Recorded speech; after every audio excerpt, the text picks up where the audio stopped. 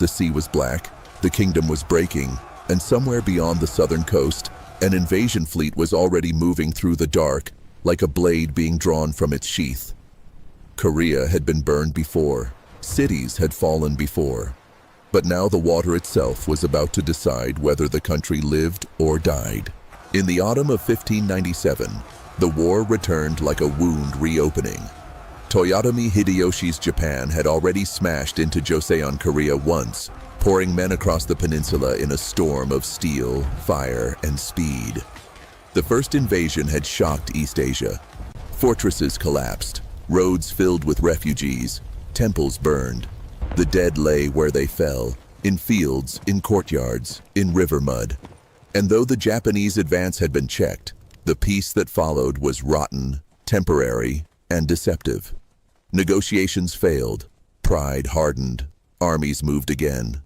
When the second invasion began, Korea was exhausted. Its people bled white, its court divided by fear, suspicion, and self-preserving lies. At the center of that collapsing world stood a man his own government had nearly destroyed. Admiral Yi Sun-sin had already become the most dangerous enemy Japan faced at sea. In the first invasion, his victories along the southern coast had done more than sink ships. They had strangled an empire's advance. Japanese armies in Korea needed the sea. They needed food, powder, reinforcements, horses, replacement steel, and the endless flow of supplies that turned conquest from a raid into occupation. Yi attacked that lifeline again and again, striking fast, striking hard, leaving wreckage drifting in harbors and along the coast. His discipline was cold, his preparation was relentless, his sense of the sea was almost predatory. That made him feared by his enemies. It also made him dangerous to lesser men at court. Then came betrayal, not from a Japanese blade, but from the poison of politics. In Seoul, factional rivalry, rumor, and intrigue did what enemy cannon had failed to do. Yi was falsely accused of disobedience and disloyalty. He was arrested, dragged away in chains, tortured, and reduced to the rank of a common soldier. A man who had preserved the kingdom's sea lanes was humiliated almost to death by the kingdom he served. The king nearly had him executed. He survived not because justice ruled the court, but because a few voices argued that killing him would be madness. So he lived, dishonored, silent, forced to watch as command passed to another man. That man was Won Gyun. If Yi embodied discipline, patience, and ruthless calculation, Won Gyun would become the symbol of everything Joseon could no longer afford: rashness, confusion, and collapse. Under Yi, the Korean fleet had been sharpened into a weapon. Under his replacement, it was hurled into disaster. In the waters off Chilcholyang, the Joseon Navy was trapped and shattered. Ship after ship was destroyed. Oars snapped, decks flooded, men drowned in armor or burned where they stood. Command broke down. Formations dissolved in panic. By the time the slaughter ended, what had once been one of Korea's last great shields was almost gone. The sea route the Japanese had feared now looked open. The road to deeper conquest seemed to lie across water no one was left to defend. That was the moment Yi Sun-sin was called back. Not in triumph, not in ceremony, in desperation. He returned to a navy that was barely a navy at all. The surviving warships could be counted on trembling hands. The crews were scattered, dead, wounded, hiding, or broken in spirit. The court itself had nearly given up on the sea. King Seonjo sent orders suggesting the navy be disbanded altogether, its remnants folded into the land forces as if the ocean no longer mattered. It was a decision born of panic, and panic often sounds practical when a country is dying. But Yi understood what the court did not. If the Japanese gained free control of the western waters, they could resupply their armies, maneuver more freely, and threaten the heart of the kingdom from directions that walls and mountain passes could not stop. Lose the sea, and the war changes shape. Lose the sea, and the state begins to suffocate. His answer to the king became legend because it was not grand. It was not poetic. It was the language of a man standing inside ruin and refusing to move. He wrote that he still had 12 ships. As long as he lived, the enemy would not dare despise them. It was a statement of defiance, but also of arithmetic. He knew exactly how little remained. By the time the fleet gathered for what was coming, he would command 13 warships, and not one of them was a magical answer to the problem ahead. There would be no hidden rescue, no vast allied armada rising over the horizon, no comforting illusion that the numbers were anything but monstrous. On one side, Yi. On the other, well over 100 Japanese fighting ships, with more vessels nearby in support. This is where the story begins to feel unreal. 13 ships against a fleet so large that later retellings would struggle to describe it without sounding like exaggeration.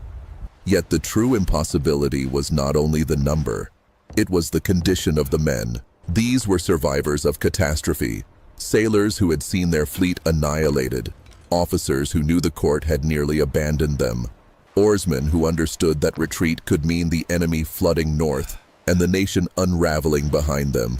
Fear clung to these ships as heavily as salt.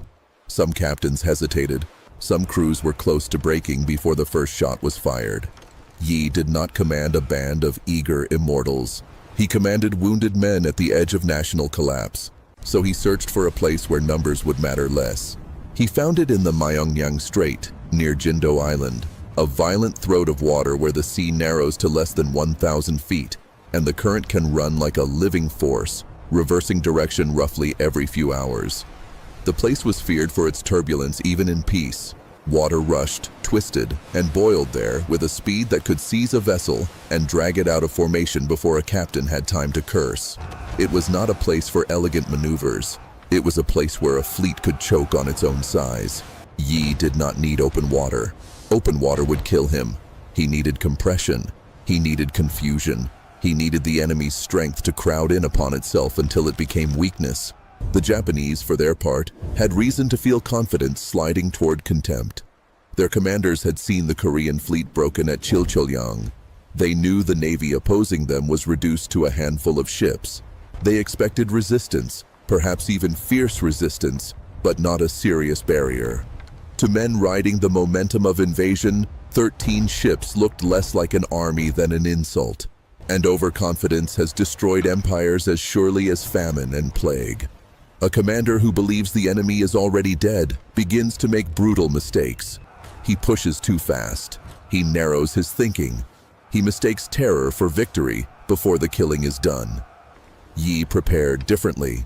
He inspected the water, the timing of the current, the behavior of the channel. He organized his line with brutal clarity. He understood that morale would be as decisive as cannon.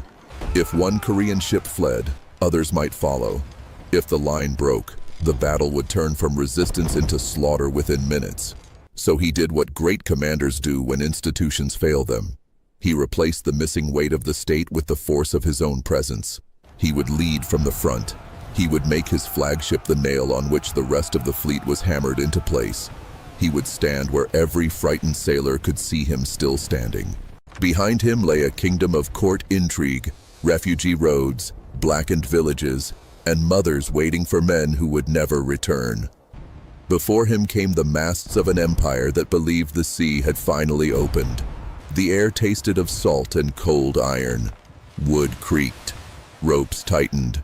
Drums and shouted orders carried over the water. Somewhere out in the strait, the current began to turn. And then, at last, the Japanese fleet came on. The Japanese came in with the confidence of men who believed they were closing a trap, not entering one. Their leading ships pushed into the strait in layers, banners snapping in the wind, hulls beating the water, drums carrying over the noise of the tide. They had numbers, momentum, and the memory of recent victory. What they did not have was room. What they did not yet understand was that the sea ahead of them was not empty water. It was a weapon, and Yi Sun-sin had already drawn it. At first, the terror inside the Korean line was real. Some of Yi's captains held back. Some crews watched the size of the enemy approach and felt the old panic rising again. The same panic that had drowned their comrades only weeks before. The Japanese line looked endless. One ship became 5, then 10, then more, crowding the channel, pressing forward with the force of a storm front. The roar of cannon and arquebus fire rolled over the water, Splinters burst from wood. Oars snapped. Men screamed into spray and smoke. And for a moment, it seemed the fear in the Korean fleet might do what Japanese steel had not yet done. It might break them from within. Yi did not retreat. He drove his flagship forward into the throat of the strait and met the leading Japanese vessels almost alone.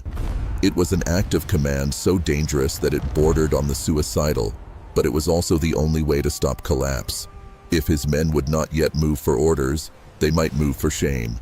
If they would not trust survival, they might at least trust the sight of their admiral refusing to die. So he stood where the fire was thickest and turned his own ship into the center of the battle. Cannon thundered from his decks. Arrows darkened the air. The hull shuddered under impact. Around him, the current churned and twisted, dragging ships off angle, smashing precision into chaos. This was the genius of Myeongnyang. Yi did not defeat a giant fleet by matching it ship for ship. He defeated it by making its size suffocate itself. The Japanese could not deploy their full strength all at once. The narrow water denied them the clean mass they wanted. The current seized their forward ships and jammed their movement. Vessels behind pressed into vessels ahead. Captains struggled to hold formation in water that seemed to lurch and reverse beneath them. Some ships found themselves turned broadside. Others drifted into the line of fire. In open sea, their numbers would have been overwhelming. Here, in this violent channel less than a quarter-mile across, numbers became a kind of trap. Still, that did not make the killing less terrible. The first clashes were savage and close. Japanese boarding tactics had helped them dominate in earlier fighting, and they wanted to come to grips, to turn the battle into a melee of blades, hooks, and gunfire at near point-blank range. But Yi kept punishing the lead ships before they could settle into that rhythm. Cannon tore into hulls. Arrows and shots struck crowded decks. Ships collided in the racing water, grinding wood against wood, turning the front of the Japanese advance into a splintering knot of confusion.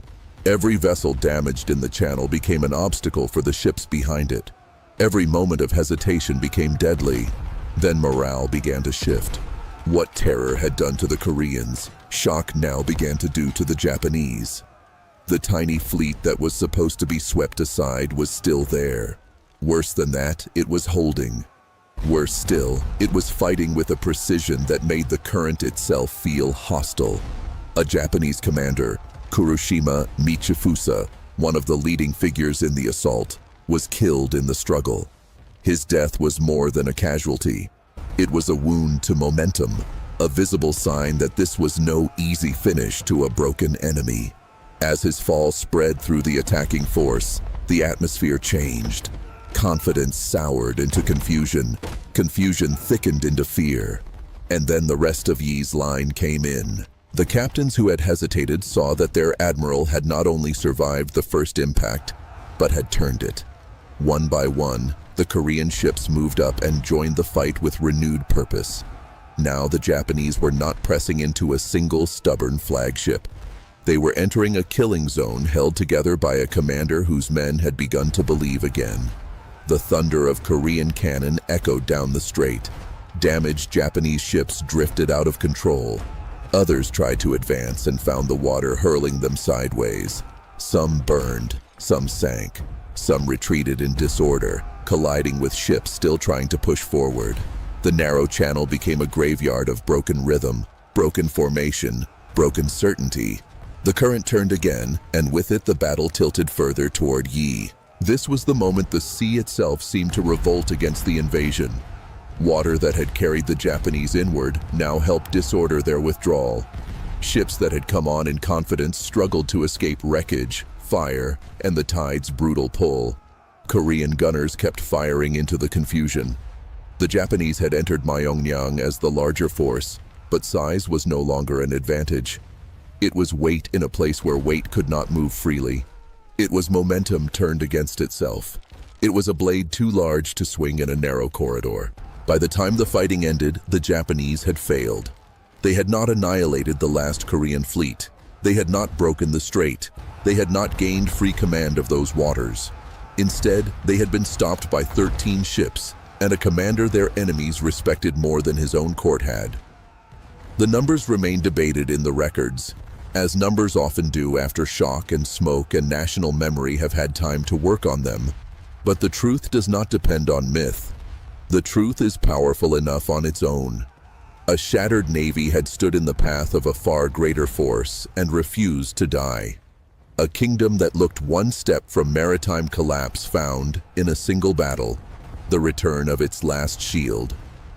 Myeongnyang did not end the war in one clean stroke.